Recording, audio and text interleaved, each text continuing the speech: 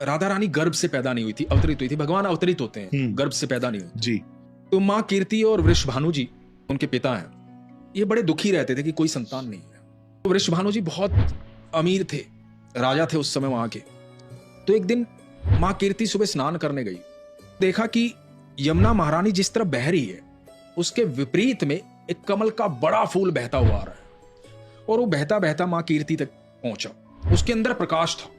तो जब माँ कीर्ति के पास वो फूल पहुंचा, फूल खिल गया, उसकी पत्तियां खुल गई, और पत्तियां जैसे ही खुली तो अद्भुत तेज लिए हुए अनंत ब्रह्मांड की सर्वेश्वरी वहां पर विराजमान थी, राधा रानी। देख करके माँ कीर्ति पागल हो गई, गोदी में उठाया राधा रानी को। कोई शब्द नहीं आ रहा था मुंह में, सूझ नहीं रहा था ये हो क्या रहा है। इतने दिनों से यमुना महारानी से मांग रही थी मैं, मुझे संतान चाहिए, संतान चाहिए।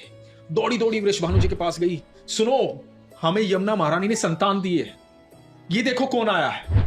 और वृषभानु जी ने जब देखा लाडो रानी को, वृषभानु जी भी पागल हो गए, जोर जोर से चिल्लाने लगे, हमारी पुत्री आई है, हमारी पुत्री आई है। पूरे महल में कह दिया उत्सव मनाओ, हमारे यहां पुत्री आई है।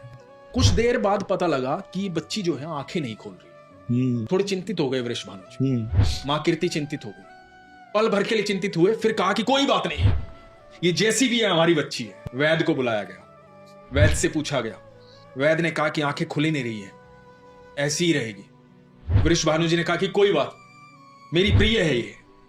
और समय बीतने लगा। कहा जाता है करीबन करीबन 11.5 महीने के बाद देवकी और वसुदेव के यहां वो संतान जन्म लेती है जिसका वर्षों से इंतजार चल रहा था, जिसके लिए मां देवकी इतने सालों से तड़प रही थी। अनंत ब्रह्मांड का मालिक धरती पर आता है कृष्ण।